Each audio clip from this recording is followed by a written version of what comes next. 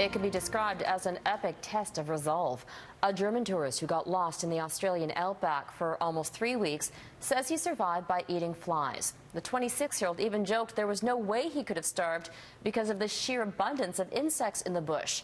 But as Stuart Greer explains, police say he's lucky to be alive. From the barren and inhospitable Australian outback comes a remarkable tale of survival.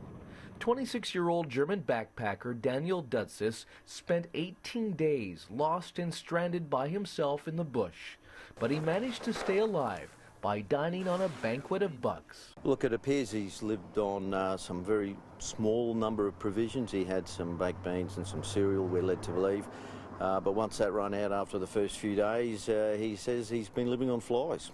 Dutzis chose to trek through one of the most remote corners of Australia's Queensland state.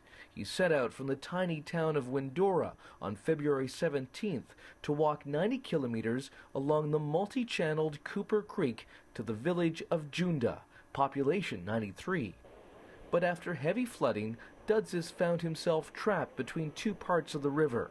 There he feasted on flies, joking there were so many around he could not have starved to death.